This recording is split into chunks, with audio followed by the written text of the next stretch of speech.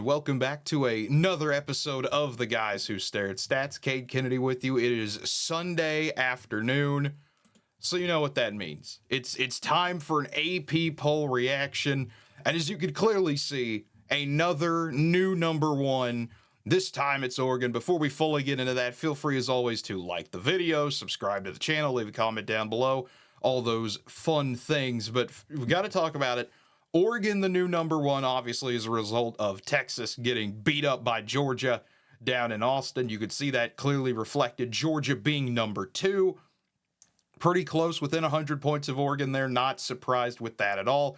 Georgia deserves to be number two. Penn State and Ohio State were both on byes this week, so they stay at 3 and 4 respectively. And Oregon, I mean, they took care of business against Purdue. They did exactly what you're supposed to do in a game like that. You come in, you establish you're the dominant team. Purdue never got a chance to really get any momentum going their way early. Oregon took care of business there. Good job for the Ducks. Moving on to Georgia. This was a game that I don't think you could have played a better first half defensively if you're Georgia, holding Texas to under 20 yards for most of that first half, if not all of it. Georgia looked like Georgia. They looked like the team everyone thought they were supposed to be until that Alabama game, and then no one really knew what to think about Georgia. This is who we expected them to be. This is what you expect from Georgia football under Kirby Smart now. Just a machine that comes in. It doesn't matter what your ranking is, where you're playing at. They're going to find a way to steamroll you if they absolutely can. Things got a little dicey in the second half for a moment there, but Georgia was able to shut Texas down for most of the fourth quarter and roll on to victory there. Moving down to Texas, though, at 5, as mentioned, with Penn State and Ohio State on byes. This is an ugly game for Texas. This is one you don't ever want to think about again. I mean, that first half was as pitiful as you could have expected. And that's not to take anything away from Georgia. Like I mentioned, they are an elite defense for a reason. But this just kind of showed Texas is not there yet. They are still a very good to great team, but they are not an elite team yet. And, you can talk about their two biggest wins before this were Michigan and Oklahoma, who have no functional offense what to speak of whatsoever this year. The two teams that have been kind of reeling with just not really being able to play complete ball. Texas was able to take advantage of that in those games. But when you're playing someone who can do both, a lot harder for Texas there. Miami staying at number 6. And boy, did they have a tough time against Louisville. I mean, this was a game that, if you listen to the preview show, pick'em show, whatever you want to call it, Tyler and I both thought there was a possibility this might happen, that Miami might be able to pull away late. That's what ended up happening in this one. Once again, the Canes dodge another bullet. It just feels like their clock is ticking. They stay at number 6 for now. But man, it's going to be an interesting ride, to say the absolute least, for Miami the rest of the year. But as we start to scroll down now, Tennessee moving up to 7, and it's deserved. This is a gutsy win for Tennessee, beating Bama once again at home. Josh Heupel, just what a remarkable job he continues to do at Tennessee, getting that second win over Alabama. It's been a long time since Tennessee could say, well, if you look at the last few years, we have the upper hand over Alabama. I felt that if Tennessee could get that run game going, which they did, Dylan Sampson had a great day. Tennessee able to win, not just with the offense putting up 24, their defense just clamping down Bama when they absolutely had to. Just overall, a fantastic win for Tennessee. Arkansas falling to LSU, who stays at number 8. That was a game that some people thought Arkansas had an opportunity to do something there. LSU continuing to improve as the season goes along. Not surprised that the Tigers stay at number 8. And a different set of Tigers, this one from Clemson at number 9. They get a win that, if you look at that score, you go 48-31. That's not that impressive. It's Virginia. It was 38-10 at the end of the third quarter. Tigers started to take their foot off the gas just a little bit. And then we got to talk about number 10 and number 11. The same score, same results. Iowa State and BYU. Iowa State dropping a spot for a game where you struggled a lot against UCF. But at the end of the day, when push came to shove, the Cyclones were able to march down the field and get the job done and win the game. BYU, same thing. You struggle for a little bit. Oklahoma State switched quarterbacks. Then their quarterback gets hurt. Re-enter Alan Bowman, the starter turned backup, now probably going to be starter again. Oklahoma State looked well. Ollie Gordon looked great. BYU tried to hold on for dear life. Eventually, the dam broke in the fourth quarter. OSU got the lead back, but BYU marching the field in a minute, getting down the field and scoring. Iowa State and BYU, they're the two front runners in the Big 12 now. They had the exact same week, basically. And so them being 10 and 11, I'm not surprised there. Notre Dame staying at 12. They had a very ho-hum second through fourth quarter against Georgia Tech. First quarter looked a little interesting where Georgia Tech had some of that momentum, marched down the field on a long drive, took the 7-0 lead. You started to think, oh boy, here we go again. But Notre Dame just putting their foot down. The Irish did a great job handling business in Atlanta. And then Indiana at 13. You love to see it. Indiana is still rolling, beating up Nebraska. And I mean, just nearly torturing Nebraska. 56-7. It's an Indiana team that I'm continuing to be high on. The Hoosiers are making noise. We've got to start talking about Indiana as a legitimate threat here. This is not they've just played nobody. They played a solid Nebraska team and were able to just bash them in by 49 points. Indiana 7-0 for the first time in a long time. That's why they're going to be hosting College Game Day this week. Texas A&M staying put at 14, had an interesting game against Mississippi State. Who doesn't have an interesting game against Mississippi State? They're just a weird, scrappy team trying to just throw whatever they can together. And Texas A&M able to go into Starkville. Not a fun place to play.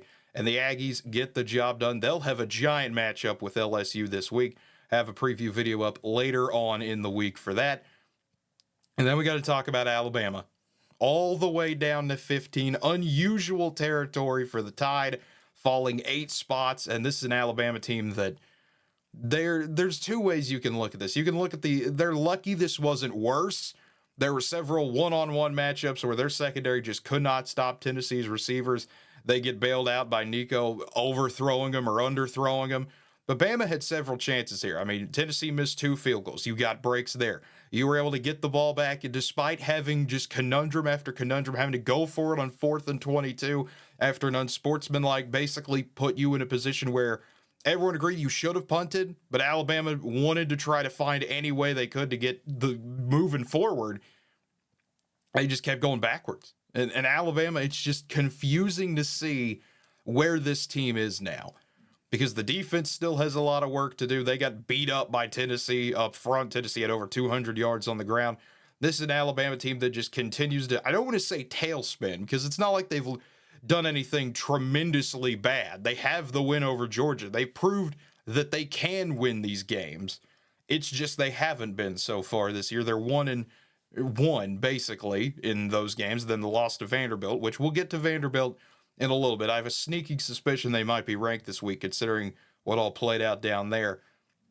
Kansas State at 16, dominating West Virginia, doing exactly what you're supposed to do there. Boise State, unfortunately for them, they get the classic punished for being on a bye. They couldn't do anything. Kansas State got a good enough win that they hopped Boise there. But the Broncos staying at 17. They'll be fine for now. As you can see, only a 3-point difference between them and K-State. Boise State has their big game against UNLV. They can take care of business there. I'm sure they'll go right back up. Ole Miss staying put at 18. They're on a bye week. Nothing to talk about there. Pitt on a bye week as well, but they move up a spot to 19. Illinois at 20. The Illini, huge win for them. Just stomping Michigan. I mean, you look at that and say 21-7. That's not a stomping. That's a solid win, yes, but that's nothing fantastic to write home about. For Illinois, it is. This is beating Michigan. This is a game they've been looking forward to all season, just shutting the Wolverines down to where, once again, Michigan still can't throw the ball. They're still a very one-dimensional team on the offensive side. And if you're able to break through on that defensive front, you can get to Michigan. And that's what Illinois did in this game. Another huge win for the Illini. Missouri down to 21. You want to talk about the definition of a win is a win, no matter how ugly. That's exactly what happened here. This is a game that Missouri, they were in danger for most of this game of losing. Brady Cook gets injured earlier on in the game. Auburn starts getting some of those Auburn plays, I guess you could say. You have a muffed punt that ends up turning into an Auburn touchdown. You have a bunch of other crazy things that seem to go their way. But Brady Cook comes back in. Missouri's able to slowly re-gel, I guess you could say, over the course of the game, get their head on straight. And the Tigers win the Tiger Bowl. It's the Tigers beating the Tigers. Missouri over Auburn there. Still an ugly win. That's why they get knocked down 2 spots, especially with Illinois' big win they had. And Pitt, this time benefiting from the bye week. There's nothing to take away from them, but they didn't nearly get beat by Auburn, so they are up a spot there for that. SMU still at 22. They drop a spot. Again, I think this is more Illinois than it is SMU. Nothing else to say about a 40-10 beatdown of Stanford. Army at 23. They stay put there with the win over East Carolina, and Army just continues to roll along. That's what you want to see from Army. Their schedule's really favorable for them. It's continuing to work out nicely. Army will play Notre Dame in a few weeks. That's what Navy's about to go through. They're number 24 this week. They just ripped through Charlotte. And there it is. You can tell it's been a long time for Vanderbilt because their logo is not on the page. It's the first time Vanderbilt's been ranked since, I believe, 2013, when James Franklin was still the coach at Vanderbilt. They're going to have a fun week. Who would have thought a top 25 matchup between Texas and Vanderbilt this week would be possible? But that is what we're going to have. And then if you look down at the others receiving votes, look at that. So much chaos happened at the bottom part here that there are almost no teams receiving votes. That rarely happens. Last week, there were 15 to 20 teams you could have put here. This week, only 6 or 7. I mean, look at that. Liberty, Nebraska, South Carolina each get 1. Duke gets 2. UNLV has 5. Washington State seems to be that next team up if someone falls out. And, I mean, you look at Navy and Vandy. They're both playing big games this week. We could see Wazoo make a case later on in the week. They've just got to win and pray that things go their way. That's how college football always works, though. Wazoo on that outside looking in, team number 26, if you will. But folks, as always, thank you for watching. We'll have a little bit more in-depth coverage of this stuff. If you want to go a little bit more inside the matchups, that should be out either Monday or Tuesday later on in the week. Have the preview show, all those good things. So you'll want to hit the notification bell to stay notified when those videos come out. Like I said earlier, feel free to like the video, subscribe to the channel, leave a comment down below.